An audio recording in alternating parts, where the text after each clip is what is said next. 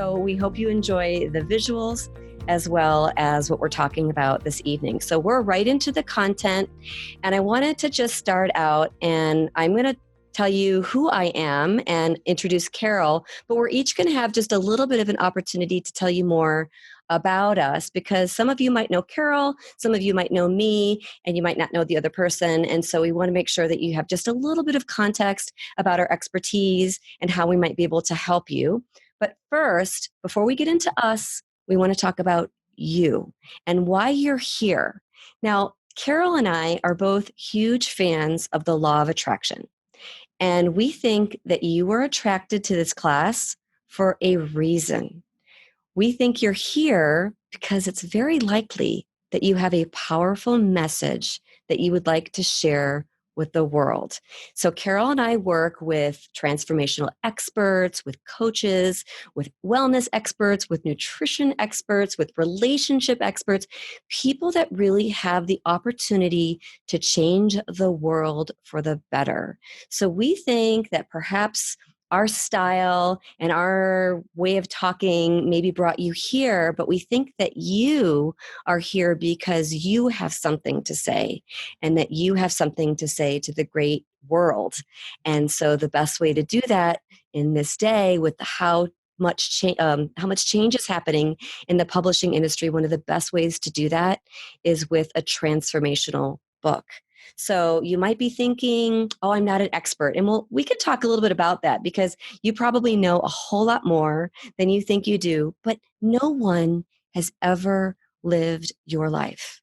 And therefore, no one really can tell your story or can translate your lessons in the way that you can. So there's only one you. And if you're like me, like Carol, like all the writers in the world, you might be thinking, well, I have something to say, but it maybe has already been said. And we're here to say that you are the only you. And so therefore, you have your only message for you, right? So I'm going to give you a little bit of framing so you can kind of get a sense of where we're going. So we know we have 3 must-have ingredients, and we have 4 bullet points. So here's how it works. So I call Carol the queen of clarity. She is just got the secret sauce to gaining clarity on a book project. And that is going to be the first step on your writing journey. And Carol's got some great content to share with you there. So clarity is the first smart step. Then you see the next 2 bullet points, your secret weapon as a writer and how to make a transformational impact on your reader. That's the next ingredient. That's all about storytelling. So like strap in your seatbelts, because storytelling, it doesn't matter if you're a writer, if you're a speaker, if you're a parent, if you're in a relationship, if you're going to give a speech, storytelling is your mojo. It is what makes the audience engage with you. It's what helps them to remember your content.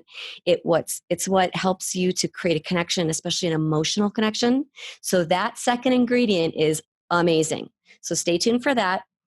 Then we're going to be talking about creating a powerful title and subtitle, which is so key, because people do judge a book by the cover, and they also judge it by the title and the subtitle. So we'll be talking about how important that is and how you can create your own title and subtitle with a powerful formula.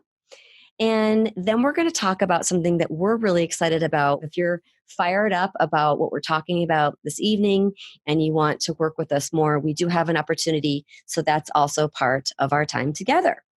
Thank you. And I also wanted to just piggyback on something that you said. Some of you are actually interested in memoir. You don't consider yourself an expert except in your own life. And I wanted to tell you that's okay too. Memoir is a very specific category. It's called narrative nonfiction or creative nonfiction. And that is another place where the same elements that we'll talk about today, the secrets of a good book, still apply. So I wanted to just make sure anybody on here is going, oh, I'm not an expert like Kathryn was saying, because I'm writing a memoir. You're an expert in your own life, and you're an expert in what you want people to take away.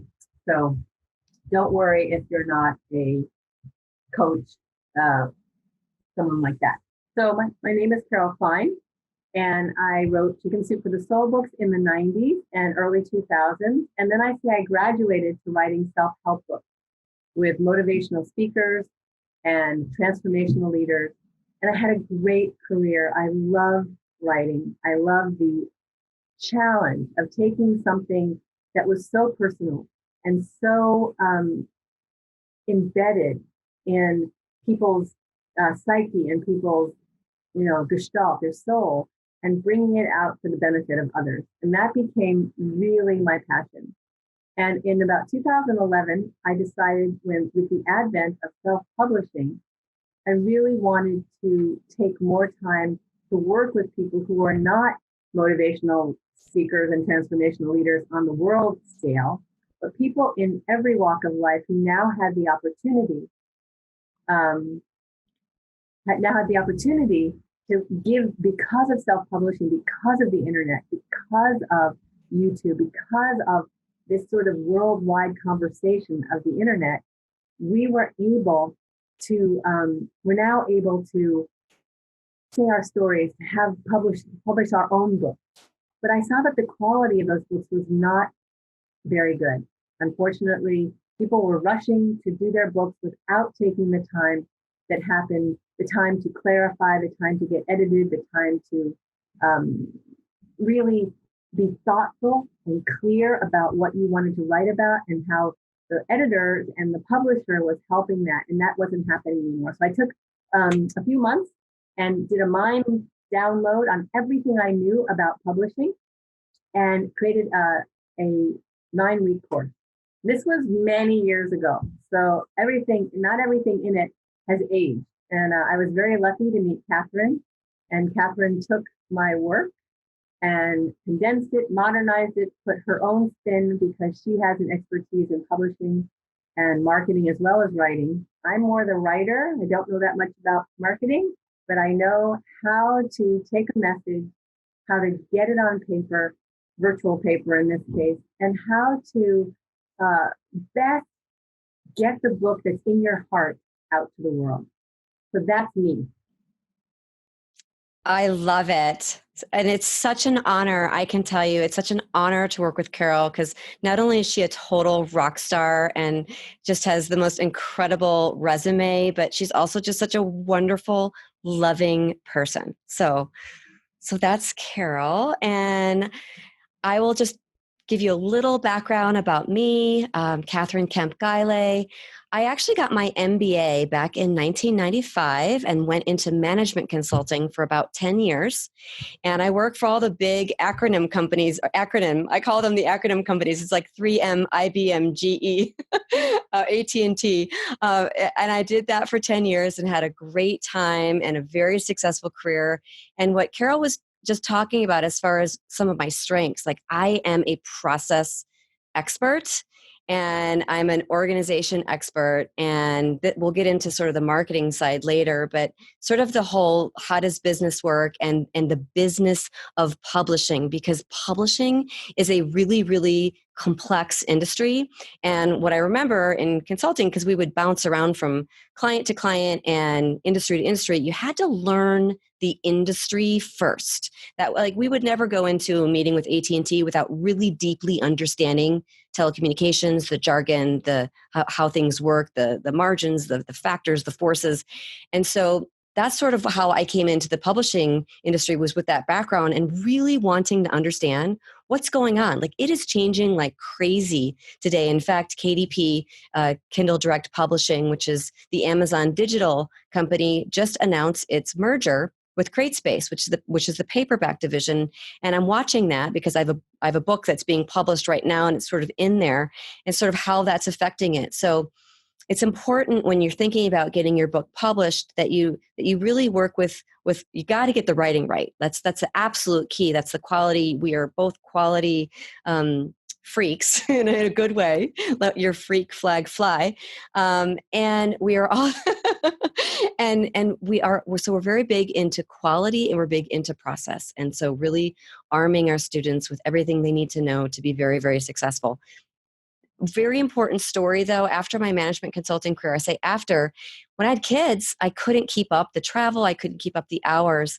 And I spent another 10 years, and I still run a nonprofit organization that provides nutrition education to children and families. So I'm a real kind of bleeding heart liberal. I love giving back. I love projects that help the community. And I have also been able to weave in a writing lifestyle to that giving back. And I have my 6 books, and I can tell you that being an author has completely changed my life. And you can ask Carol the same question. She would tell you how many people she gets to meet and just how fun it is to have your work be out there in a quality way. So that's a little bit about me. And I'm going to turn it back over to Carol because we're going to get into the first must-have ingredient for a book. I've talked about how Carol is the queen of clarity, and I'm going to let her explain to you what we mean by that. So everyone, this, as she called me, I'm the queen of clarity. That's very kind. And I will tell you that it is, to me, the most important distinction, the most important thing you can do. I have been writing for a long time. And I've been helping people write their books for a long time. The thing that makes my stomach sink is when someone comes to me and says, I have tons of journals. I have all this stuff. I need help putting it into a book. I've written for years. And I say, okay, that's great. And here's what you have to do. You have to put that all aside. Put it in a drawer and sit down and do what I call the heavy lifting. And heavy lifting makes it sound maybe a little more onerous than I mean it to. But it is the first step in writing a book, is getting clear on what you're writing about. I know that sounds ridiculous, but you'd be so surprised at how many people want to write a book, but if you ask them what they're writing about, they can't explain it simply. My hero, Einstein, says that if you can't explain something simply, you don't understand it well enough.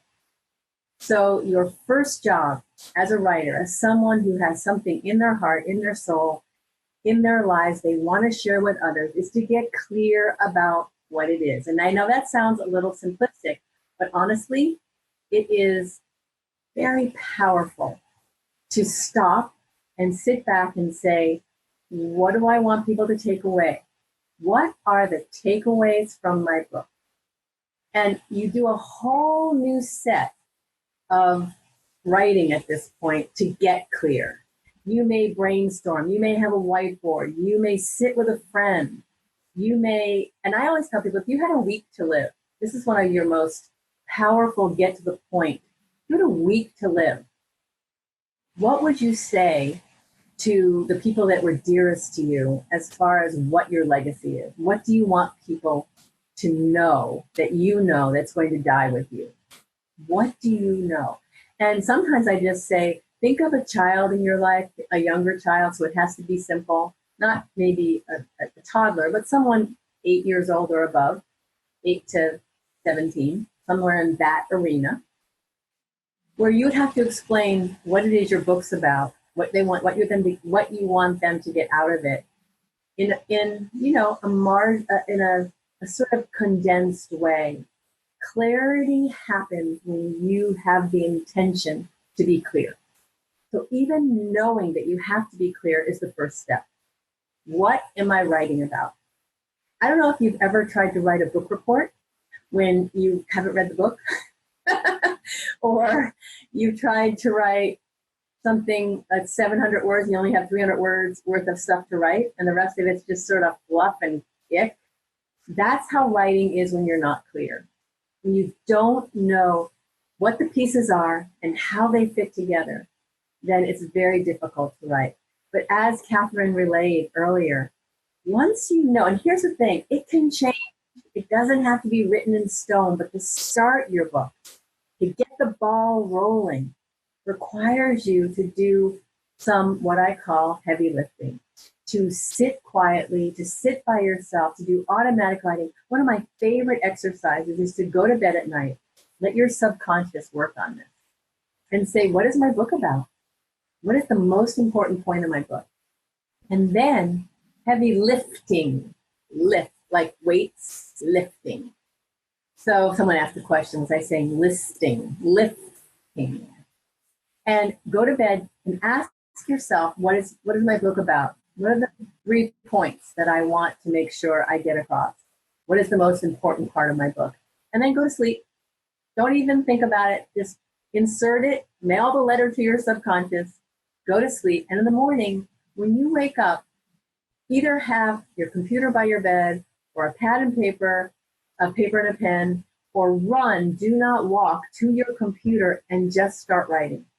Doesn't matter if you're doing X's and B's and Q's, just to keep your fingers going and just let whatever comes come through. And this is always, it's a very interesting part. You may write 3 pages and get 5 sentences, but those 5 sentences are gold. So this is how I say you let your subconscious work on it. That may be one way that you could work on your clarity. Another way you can work on your clarity is just to imagine, if you have the elevator pitch, right? You're in the elevator with Oprah or a publisher or someone that you want to tell about your book, and you have 30 seconds going up the elevator to tell them what your book's about. This is the level of, I call it the bird's eye view.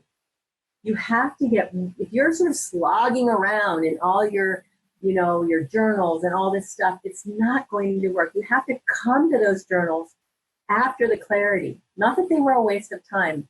There's journaling, which is what you get to get clarity. And then once you're clear, there's book writing. Don't confuse them. There's writing that creates clarity, and there's clarity that's writing that's based on clarity. And writing that's based on clarity is what you want for writing your book. Now, you may take time to write and journal and get clear about what your book's about. That's fine. That is not your book. I mean, it's the preamble, it's the scaffolding for your book. So clarity, clarity, clarity. And we will be talking more about that. If you have questions about it, I'm happy to elaborate.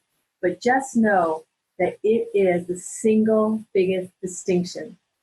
It's what distinguishes, it's what separates a book that is not easy to understand, that is hard to write and hard to read, from a book that hits its target, from a book that absolutely sings with meaning and compelling detail, because you are free. Once you know what you're writing about, then you can just let it rip, because you have a filing system for it. You have a skeleton to hang all the flesh and organs on in your book. So just do yourself a favor.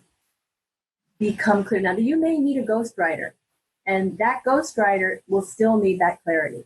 So even if you're not planning to write your own book, no one can do this for you. You have to do your own push-ups. You have to chew your own candy.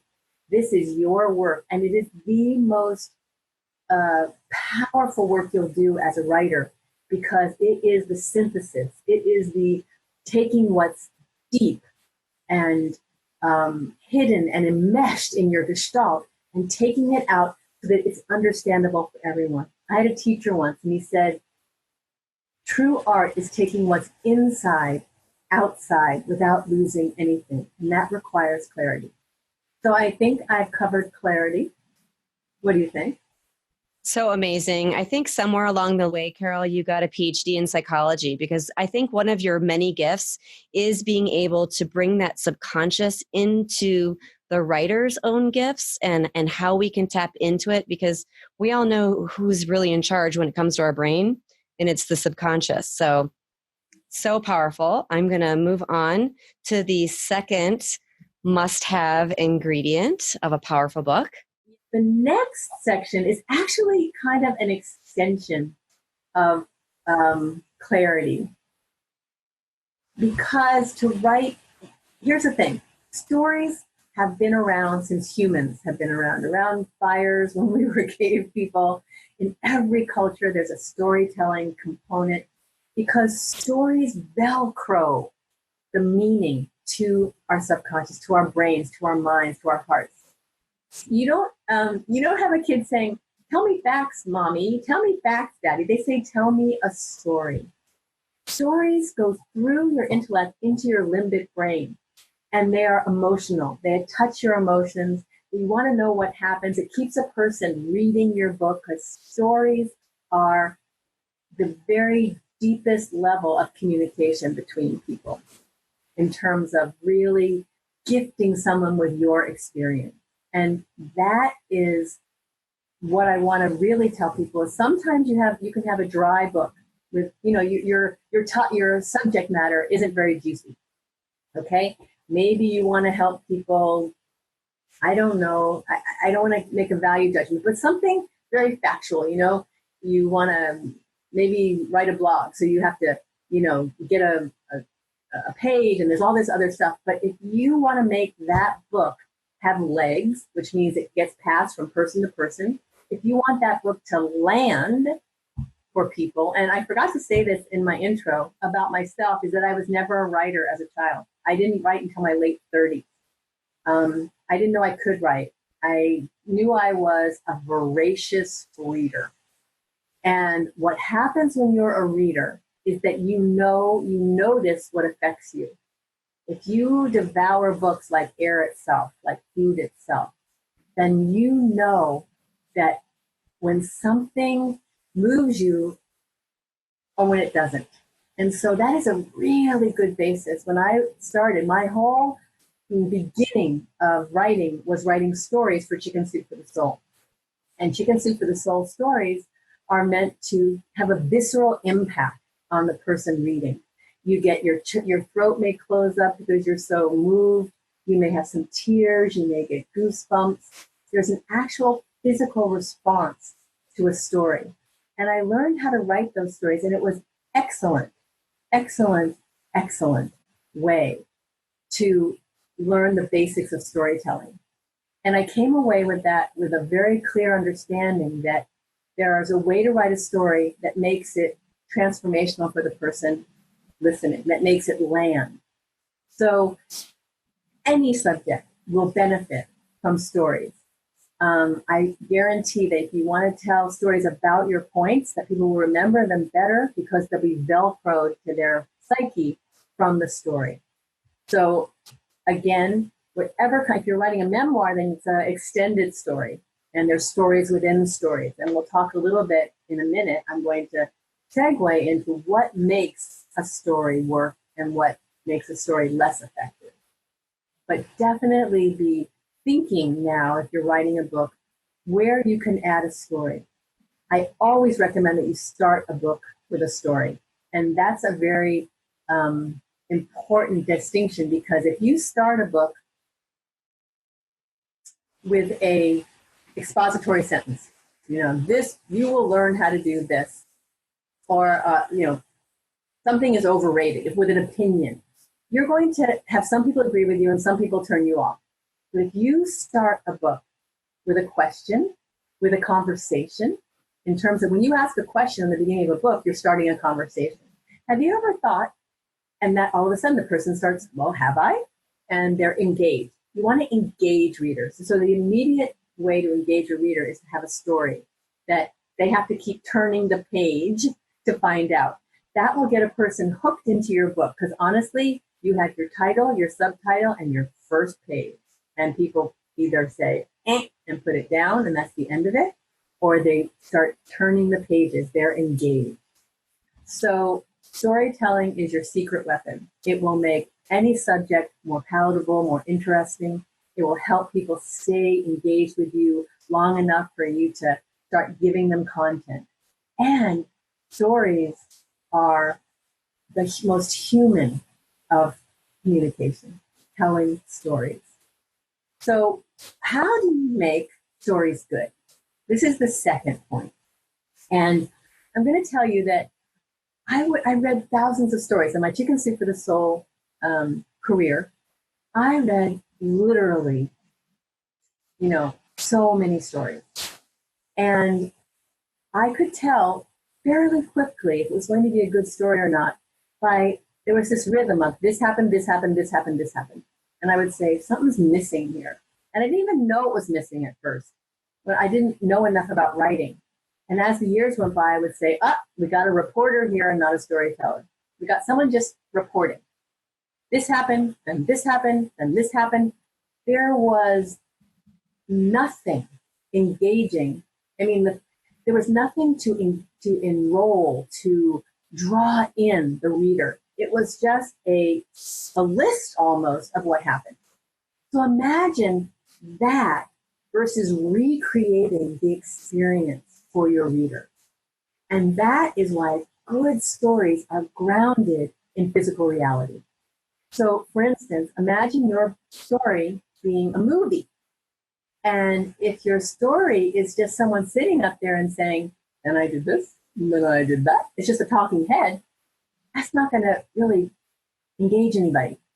But if your story has a setting and it has physical reality to it, and you even explain, so it's the difference, it's unpacking what happened. And sometimes we don't know to do that because we're so familiar with it that we make jumps because it's already embedded. We already know that experience. So we think the reader is going to have that same experience, but we have all this, our own experience totally embedded, enmeshed in those words, but you have to unpack it for someone who is not you, who has not had that experience. One of the most beautiful things about books is that they take people through into somebody else's consciousness. You can be an American woman and read a book by an Indian man, about his boyhood, and all of a sudden you're in India. You're in somebody else's life. You can see life from somebody else's perspective. It is the magic of writing. It is the magic of reading. So for you to really be effective at that, you have to learn how to take your stories and unpack them. So for instance, I'm going to tell you a short story now that's going to illustrate this, because we often use shortcuts. We use jargon that only we understand. I just interviewed someone for a book I'm writing. I'm writing my first book in many years with Gay Hendricks. It's called Conscious Luck, 8 Secrets for Intentionally Changing Your Fortune. And I'm writing part-time, which is kind of fun. Never done it that way. It definitely, I can sympathize with my students who always said, how do you write part-time? And I would say, oh, you have to have a lot of discipline. And I was right. You have to have a lot of discipline. You have to make it an important part of your life. But I digress. So I'm interviewing people for this book about luck. And I interviewed a woman named Sydney, who was Marvin Gaye's backup singer in the 80s, 1980s. Marvin Gaye was a very famous singer. If you're not from the US, you might not have heard of him. He has passed on, so he's not around anymore.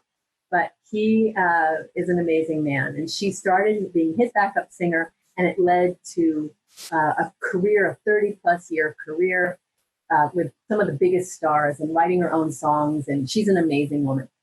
So when she told me her story, there's a pivotal moment where she is backstage at the Grammys. And Marvin Gaye gets his first Grammy. He's been nominated 12 times. And she happens to be backstage. The story of how she got backstage and this moment that changes her life. She's always wanted to meet Marvin Gaye. She's trying to break into music. And he comes off the stage and he's in the wings. And there's a crowd of people around him, people waiting to go up to him. And she gets in line thinking she'll slip him her card and she will be able to finally get her break because she'll meet somebody important. And as she's waiting online, in the line to meet this gentleman, this famous man at his height of his career, a little girl comes up and tugs on her and asks her a question, asks her if she can try on her shoes. And she gets out of line and lets the girl try on her shoes. And the little girl, to her surprise, runs in those shoes over to Marvin Gaye and says, "Hi, Daddy, look at my shoes." Okay.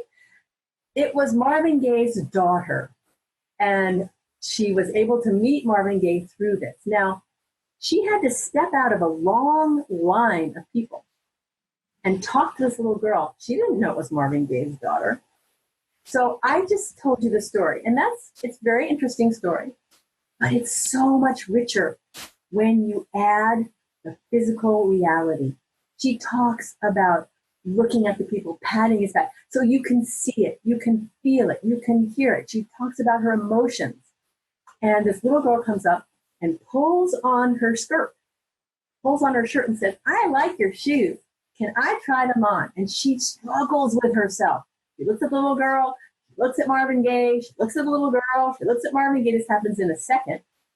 And inside her, she had been a teacher. before she had tried to break into singing. Her two twin loves are singing and children. So she can't say no to this child, and she realizes she may be putting her career on hold.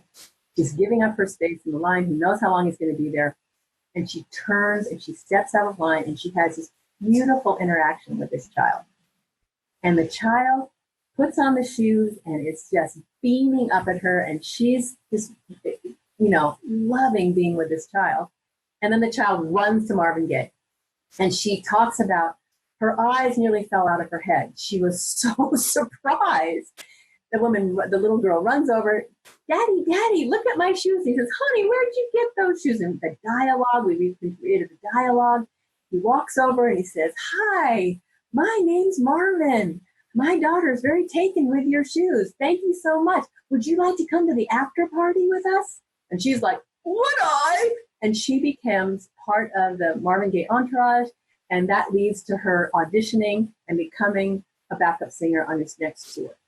So I'm going to tell you that there was two ways to write that story. One was just reporting, this happened, this happened, this happened. And one was to unpack it, slow it down. What would you have seen if you were a fly on the wall? What would you have seen if you were a mouse in the corner? And then here's the thing, go overboard. Write everything you can remember. And then that's your first draft, because that's going to be overkill. It's going to be too much.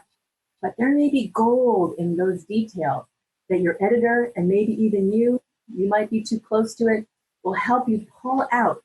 So you'll keep those details of that thing. We went through and I asked her questions like, what were you wearing? What was he wearing? What was she wearing? What was it hot in there? Was it cold in there? Was it noisy? We recreated the scene, and it made it so powerful. So writing so that somebody experiences what you experience is the key to transformation in your reader. That was my slide. And I have to say, for those of you live, what I want you to do is tomorrow, I want you to think back on the time that we spent together and think about the one thing that pops into your head. And I just bet that it will be this image of this woman standing in line and the child coming up, because we all felt it, right? We all were there, and this whole movie was playing in our mind. And guess what? My guess is that's going to be one of the first things you will remember tomorrow. But I'll let everyone try it out for themselves. But thank you, Carol. I'm excited. That's amazing. All right. Titles, and this is actually an extension, because many people, they'll tell me their title, and I'll go, it just doesn't make any sense to me. To them, it's embedded, it's enmeshed in their whole experience and what they're trying to say. But you don't have that luxury. So choosing a title and a subtitle is very key. And I would do it very early on. It might change as you go along. But honestly, your title is very much part of what your book's about. That kind of clarity, having enough clarity to choose your title and subtitle. The title is going to be something slightly oblique, something slightly makes you, I call it a baru. Dogs, when you go, they go baru, baru. So you want your reader to kind of go, huh? A little bit. But then the subtitle is there. The one engages the heart. The title engages the heart. It touches you. You're like, wow, that's interesting. Somehow you're drawn to that title. And we'll talk about that a little bit. You can ask me questions. I can really get clear on that. And the subtitle is why I should pull out my credit card and buy this book. What's in it for your reader? So even if you're writing a memoir, you want to have something in your title and subtitle. Writing a memoir, you have to be a really good writer, because your story, while it may be interesting to your family and to people that love you, it has to be well written or have remarkable incidents in it, and preferably both, for it to be important and interesting to other people. I just read one of the best memoirs I think I've read in a long time. It was called Educated by Tara Westover. She grew up in Idaho, in a survivalist. She didn't go to school now she has 2 degrees from Oxford and Cambridge, and she's like super, super accomplished. But it's her story of growing up in this very unusual household. And she's also an excellent writer. So her title, Educated, is kind of, you go, okay, educated in what? It makes you ask a question. And then her subtitle is a memoir. So it's the exception that breaks the rule, but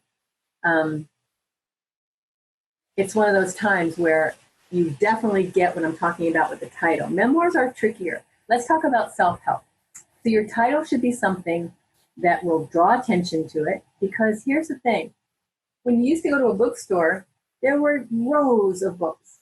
And if you were lucky and had a publisher in the old days when all books were sold in bookstores, and before Amazon, I know I'm dating myself, but I was around then, you would see books on tables with their covers showing. That was an unfair advantage to those that were just spying out. So and now on Amazon, you can scroll through. It's very different. So your title is the first thing someone sees. And the color of the book, the spine of the book, the writing, the graphics, all of that is important. But if your title does not make sense to someone in a way that's not good, it can be intriguing. It's different than doesn't make sense. They're just going to keep going because they have all these different options. Imagine walking down a city street and there's shop windows and beautiful entrances to doorways into homes. You have that door. And if someone walks by your door, you can't call them back. Your book is it. Your title is it's the bridge between you and your reader. So it's very important that you spend a lot of time thinking about your title and subtitle. A bad title can ruin your book. It can make it not work. Now, in today's world, it isn't quite as important as it was when you had all those books. But in Amazon, because you're going to have to sell your book before people usually just go by and see it in a bookstore. Now it's going to be you that's going to be the draw for the book. But your title is still important because it is part of that clarity piece. The most important thing is, so sit down and think about, again, what is your book about? What is it that you want people to get from it? So your subtitle would be, there's a book called Thin Thighs in 30 Days. Pretty self-evident what that's about, right? You're going to get thin thighs in 30 days if you buy this book and do the exercises. That's pretty self-evident. My book called Conscious Luck. That's unusual. I've never heard the word conscious with the word luck. That would get my attention. And then the subtitle, 8 Secrets for Intentionally Changing Your Fortune. Okay, I want to change my fortune. I want those secrets. You'll buy it. There's many, many examples of books that best-selling books you can look at where there's like Blink and Tipping Point and Outliers. They're interesting. They're intriguing. And then the subtitle explains what it's about. Self-help books must have a subtitle that really locks in to the practical element. Why should I buy this book? What's in it? What will I make from it? Because you should have a sign over your desk that says, that's nice, but why should I care?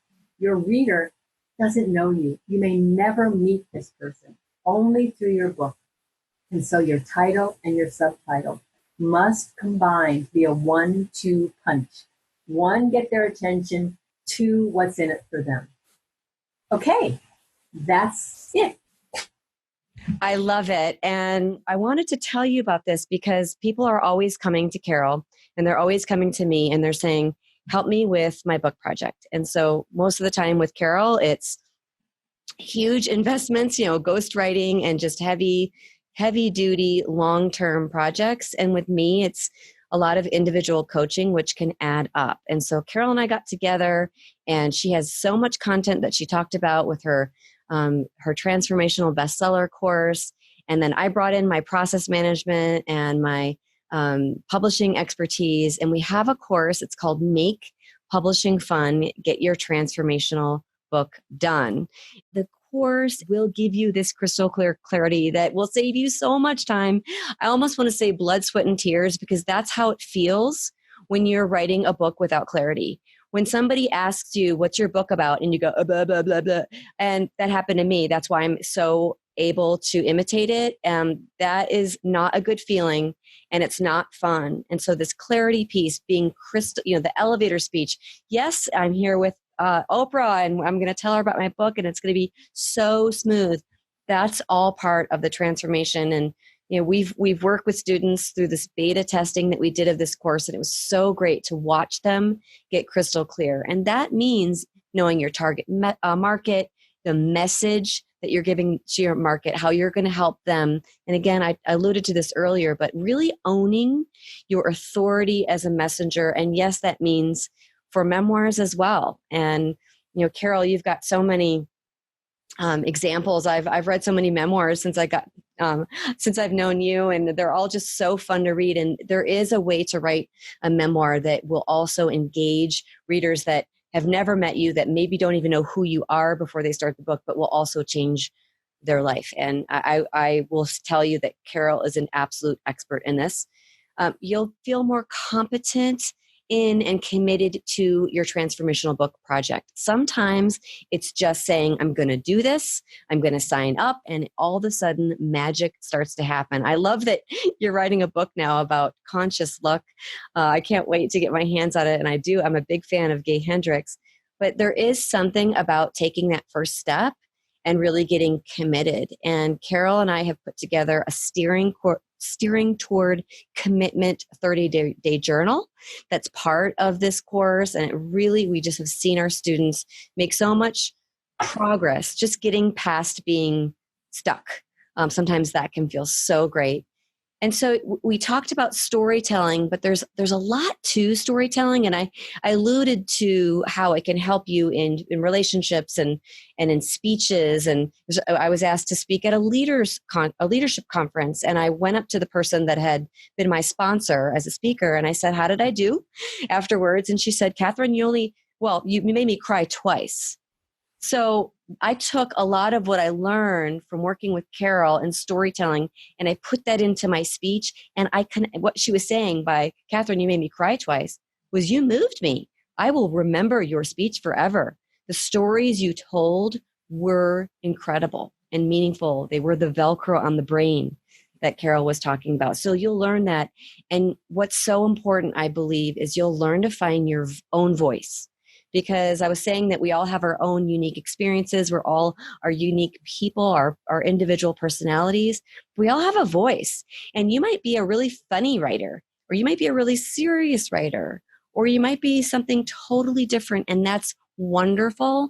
And all of the tools in honing your craft of writing help you to get your voice. And if there's anything that I just can't think of something that's more fun than getting your own voice and kind of having people send you notes later. And this happened to me. And Kathryn, it felt like you were talking to me. And people that got to know me even after the book, they go back and they reread the book and they're like, wow, it's so fun. It's like I'm spending time with a friend. So getting to know your own voice is another really important part of what we teach. And of course, the title of the book, the outline, which I go back to the blood, sweat, and tears, because that's really what saves you so much of that. A master document and a plan that gets you to the manuscript. Like I said, it's about your mindset. It's about the manuscript, and it's about marketing. And Carol and I are we're all about quality.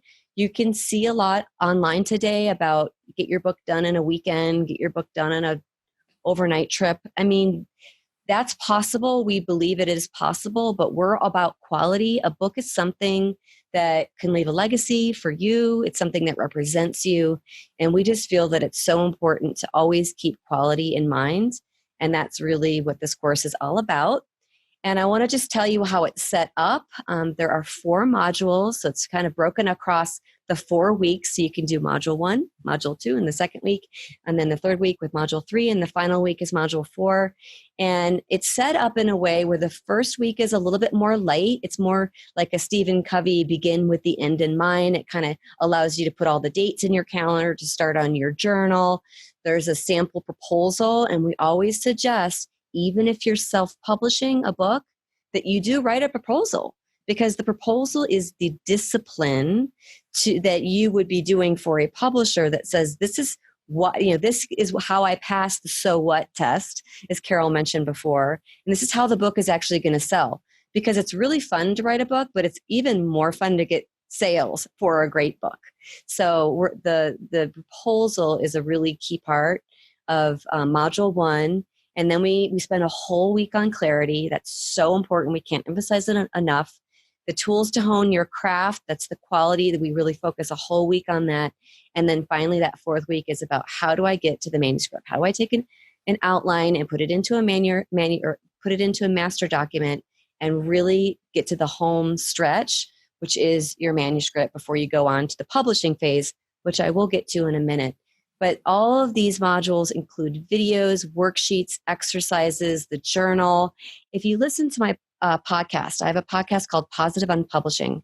Time and time and time again, I'm finding that what makes a publishing journey fun is when you have a group and when authors can support each other. I think this idea that writing is a lone wolf kind of a endeavor, or it's something that you do in the woods in isolation, is totally false if you want to be productive, efficient, and have a lot of fun in your journey. So being part of something with some momentum is something that we think is really, really important, and that we offer you. So I wanted to tell you about 2 of our students, Ginger and Kathy.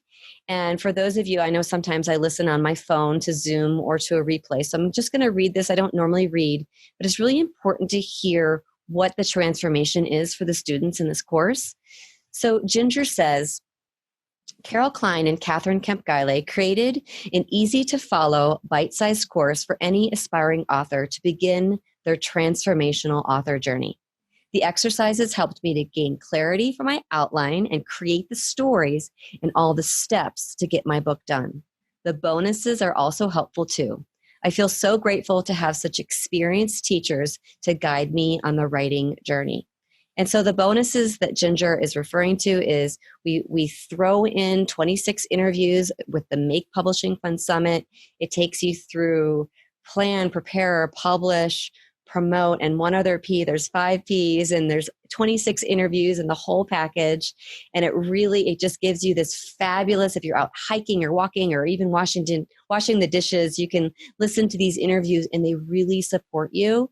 And there's also extra content at the bottom of each lesson. I will tell you that you probably will not feel that you will run out of content, but the core content does not overwhelm. Meaning we've really carefully curated this. That's another transformational thing that we know about being teachers, is the curation of the content is what people are looking for today, because people are so busy. We feel it. So I'll talk a little bit about Kathy's experience. I clarified the importance of using storytelling in writing a self-help book.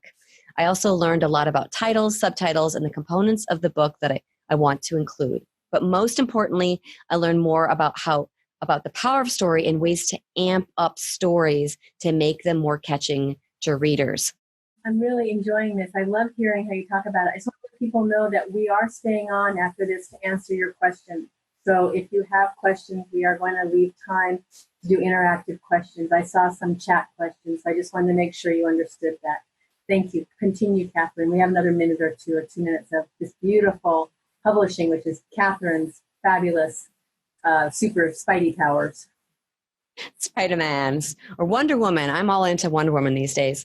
So I won't actually spend too much time because I want to get to the questions, but people are always coming to me specifically and saying, what are the step-by-step, what's the step-by-step process that I take today in this new revolutionary, post-revolutionary world of publishing? So you can take a screenshot of this if you want, or you can look at the replay, but this kind of goes through the steps of book development, printing, distribution, and marketing step by step. It's actually how I teach students to build a budget for their publishing process, whether they're doing self-publishing or hybrid publishing, which does involve an investment. These are the components that you need to include in your budget and in your overall map for getting your book actually in your hands, which is the best feeling in the world. And I am going to stop sharing so that we can go into the chat box. And right now I'm looking at some logistical questions, but let's see. Hi, what is your opinion on self-publishing versus getting it done through a publisher? Pros and cons of both approaches. So I'll start and then I'll let Carol talk about traditional publishing since she's got firsthand experience. It's changed a lot in the last couple of years, but really the pro of a traditional published route is that they give you an advance. And that's really the key. And that's why I did that survey to find out how much advances really were these days, because they're actually going quite down. And there were a few there were a few authors in the survey that had traditional deals that didn't actually get any advance at all. Instead, they got publicity and marketing support in exchange. So I will just summarize the pros as being you get an advance if you're lucky. Now that's starting to go away. You get the contacts of the publisher because the publishing companies are large, and when it comes to getting into magazines and into on TV and radio, they're excellent. They pay for everything, so all of the editing, all those things that you saw on that slide, they take you through developmental edits, they take you through copy editing, proofreading, interior design, cover design. All of those things, if you're not with a traditional publisher, you can either pay a hybrid publisher to do, or you can do it all self. So that's another big pro for the traditional published route is they're paying for everything. So here are the cons. 99% of people today they don't have the platform from the get-go to get a traditional published deal. So that's my number one. My number two is that they're much slower. We're talking about years, not months, and you're on their timeline, and you're also on their totem pole. So if you're not at the very top, when I'm talking about all this marketing and publicity support I saw in the survey, and I welcome you to go and get that free gift and look through it. You might find, as a traditionally published author, and you can look at all the quotes, man, I thought I was going to get a whole lot more than they gave me. Now that didn't happen to Carol and Marcy and the Chicken Soup for the Soul books, although they hustled, but it is happening to more authors today that are traditionally published. And I can tell you, as far as the pros of what I call entrepreneurial publishing or self-publishing is you can do this all very quickly. You can create your own team of people that you love to work with. And the publicity today, the fastest way to get publicity is podcasting. It is so effective. You are going on other people's stages virtually, no travel expenses, no more book tours. So that's kind of my very quick pros and cons on self-publishing versus traditional. But Carol, I'll let you chime in. And I think you're being very kind to traditional publishers. I don't think there's any reason really to do a traditional publisher. I guess they would pay for the editing, but you don't know what the quality of editing is always. I've worked with editors at, New York publishers, and some editors were amazing, and some where I had to tear my hair out. I was like, are you kidding me? You're horrible. Also, you don't have as much say over the design. We had in our contract that we got to make sure our cover was the way we want it, and the print and the copy of the paper. They can totally, gimp out on that stuff and make it horrible, and you don't have any rights. So let me go back, because I really do think that Kathryn did a great job of summarizing it. In the old days, when there was just, 13 channels and there was one Oprah, and when media wasn't fragmented the way it is today, publishers were a really good way to go, especially if you had, a really compelling story and they took you. I mean, there was a gatekeeper. Not just anybody could get a book published. You had to be able to write. You had to have something that people wanted to hear, and you have to be able to write. You had to be the person to say it. You had some credibility. So the gatekeeper thing went away. And there's good things and bad things about that. The good thing is anybody can publish their book now because of, and really and truly, the publishing industry does not have a way to create a platform for you. If you don't have a platform, they are not interested. Nobody's getting advances. I mean, if you're, Hillary Clinton or John Grisham or, somebody very well known who already has, a huge platform, then they'll take a gamble on you. But publishing in the US at least went through the grinder in the recession, the great financial crisis, the global financial crisis. And we were probably the last people, Marcy and I, to get a big advance before that all fell apart. And so many imprints went out of business. There's just, publishing is very to the bone now. And if you don't have a platform, they don't want you, because basically creating platforms now has to do with you. There's a fabulous thing called by Kevin Kelly, and he wrote it for artists, musicians. It's called 1,000 True Fans. And it's a way for people in modern America, modern global world, westernized, I would imagine. You have to have a computer and you have to have some way of connecting with people. But if you have 1,000 true fans who will purchase $20, $30, $40, $50, $100 worth of material from you each year, you've got $100,000 six-figure income. So you have to build your own community by word of mouth. And publishers can't do that anymore. They used to do this, what was called a sort of buckshot. They would put your book in front of millions of people, and if you were lucky, thousands of people bought it. But we don't have that sort of huge way anymore. Basically, it's better to find your tribe and market to your tribe by having your by working with them and giving them content and value outside of that. So what I would say is, right now, Gay and I are not going to probably go through a publisher. We're going to self-publish. You give away so much money when you self-publish. Once you pay for the book to be done, then you get all the proceeds. When you're paying a lot, basically, when it comes, sort of like when you buy a house and you have 30 years worth of interest, you're paying a really lot for that house just for the luxury of having them pay for it up front and you pay them back. Same thing here. When you have the publisher do all that stuff for you, which may or may not be what you want, I would say it's better to be a general contractor and find people who are the art you like, who are the graphic design you like, who are the editors. And editing is the most important thing you can spend money on as a writer. And maybe you can trade with other writers. That's something I just thought of right now. I'm thinking, is that really going to work? I don't know, maybe. But you have to have someone who doesn't know you, who doesn't love you, who has nothing to gain from you, from liking your book, to read your book and edit your book, because you make jumps, you include things that don't work for other people because you're too close to it. So editing is the most important part. And if you can't afford that, I don't know what to tell you, because you need to have your book proposal edited before you submit. Right now, very few people get their books published by a publisher. It's a very different world. You can do much better with your own, building your own tribe and marketing to your own tribe through word of mouth. That's my opinion. I tell people, if you want to do a traditional publisher, if you're just set on that, you better have a very, very big platform and you better have a really good book.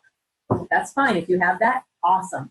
Then go to the bookstore or go to Amazon and read acknowledgments and see who their agent was.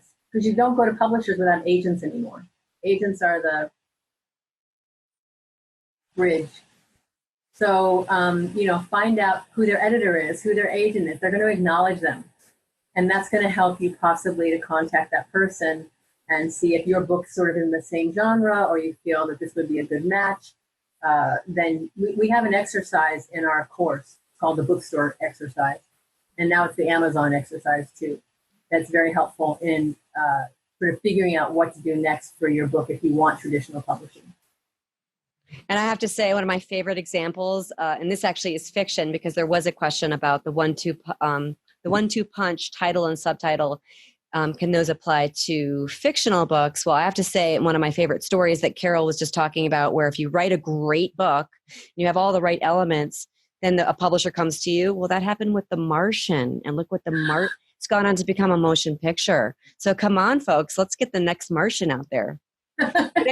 Anything, Carol, about title and subtitle for fiction books? It's a very different thing because people don't buy not fiction because they think it's going to help their life. They buy it for a good read. The cover, the type, the blurb, your blurb. Oh my gosh, your blurb on the back of the book. I travel and I look in airports and I go to buy books. I hate Kindle. Sorry, I just can't do it. I like a nice physical book in my hand. And I will read the back of the book and it'll just be, that's, to me, the title is not as important as the blurb, which sort of summarizes what the book's about. Then I will open it and I'll read a sample of the writing often. And if I just don't resonate, I put it back. So fiction writing is just, I'm going to tell you as a fiction consumer rather than a fiction writer. And I'm going to go to Jill's question, which is explain the most effective marketing efforts you've used to sell your children's books. So this is great because my go-to is typically podcasts. And there are a lot of mommy podcasts. So that would be something I would totally suggest. But there's also a lot of mommy blogs.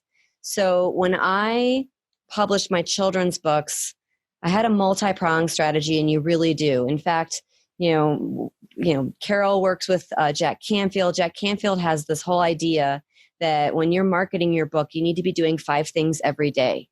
When I was talking about the excitement of getting your manuscript done, and then you get your cover done and your interior layout done, and then you actually print the book, that's really exciting. But people need to understand that they're actually kind of at the beginning, at the starting line of a brand new race. And that is the lifelong race that is marketing your book. And so you really need a multi-pronged strategy. But some of the most effective things that I've done for children's books are the mommy blogs, the mommy podcasts. Oh my gosh, so great. And then partnering with other organizations to do events. So depending on what your children's book is about, there's some really neat books coming out now about mindfulness, and even books about mental health for kids. I've seen really great books about gardening.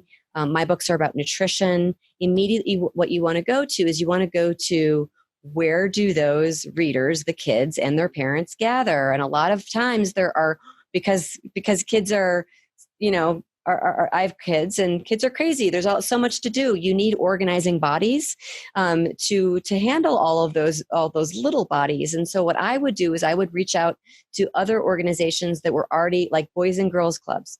I reached out to Chef Ann Cooper in Denver and had a big event with her there because she had the whole school district under her wing, teaching them about healthy eating. So with children's books, yes, you can do the traditional kind of publicity, get magazines and blogs and also on podcasts, but also just kind of thinking about where children are gathering in groups, reaching out to those organizations and coming up with a win-win strategy to have big events. And they're so much fun. You get to read with the kids. I sell a lot of books through schools. My book event tomorrow night is actually at a church, but it's right next. The church is also part of a preschool, and the preschool was the organization that put the whole event together. So it's really fun with kids because kids need to be gathered, and there's always somebody in charge of gathering them. So those are my top tips for marketing for children's books. I have a lot more. I could talk all night about that.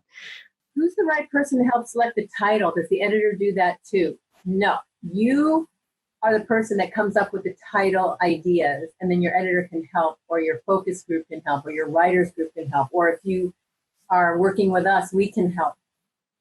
It's really interesting because, again, it's part of the clarity, it's part of the heavy lifting. Your title is the seed form of your book. So, again, no one can chew your candy for you, no one can do your push-ups for you. You're going to have to come up with something that you think the title should be, and then get some feedback on it. And again, it should be your target audience. If you're asking your husband about a book about childbirth and it's not for men, don't ask him. He's not the right audience. It's going to say whether it appeals to him or not. So we have an exercise in our course about title writing. You can probably look it up on Google and find more on Writer's Digest. There's all kinds of exercises for titles, for nonfiction. Again, I don't know fiction. It would be fun to think about fiction. I've seen books that I kind of tilt my head and go, why did they choose that title? But And then somewhere buried in the book, there's some reference to whatever the title is. And I'm like, that was obscure. So, I think it can be more or less successful with fiction, but nonfiction, very simple. You have to think about what your book's about, who you're appealing to, what's sort of intriguing about your book. And it's an organic process. You definitely will have to have other people's eyes on it. I've read a lot of publishing contracts and they're all different, but on some of the contracts, you actually don't get to choose your title or you don't have final say on your cover. Yeah. And there was one particular author that I actually know her. She had one of the highest advances I've heard of, but she was not able to choose her final cover, and she wasn't really crazy about it. And Carol, with Marcy how she does her muscle testing with her covers and how important the cover is. So can you imagine her not liking her cover? No, she always had it in her contract. She had to have final say on the cover. That's just Marcy. So again, a lot of these questions are case by case basis, but and that's another really important thing with hybrid publishing is I've seen some really predatory contracts out there, like really awful stuff. There's no termination clause if you're unhappy. They take rights to subsequent books, which is actually has been the basis of some lawsuits that I've heard about. So really, there are some predators out there. I always try to warn people about some of the things that I've seen. I've seen some pretty crazy stuff. So oh my gosh, wow, we are right on time, 2 minutes to go. And I'm just going to wrap up myself. I'll let Carol say goodbye as well. But I just want to thank you for joining us. Again, going back to what I said in the beginning, I believe you came to this call for a reason. Time is so short. It's so precious. But your writing journey is precious. And I hope that Carol and I were able to give you a sense of our personalities, of our values, and how much we hope that you can join us. We're going to have a lot of fun. We're going to create a lot of transformation. And then Carol, I'll let you say good night or good morning, depending on where people are. Right. And again, I hope you got value from this. If you aren't going to take the course, that's totally fine. This was meant to have value as a standalone. My joy in life and really my mission is to up-level the quality of self-published books. And I do think that there's, that we all have something to contribute, that there's someone out there on their knees waiting for your particular book. But your particular book can either be successful or unsuccessful. It can be effective or ineffective.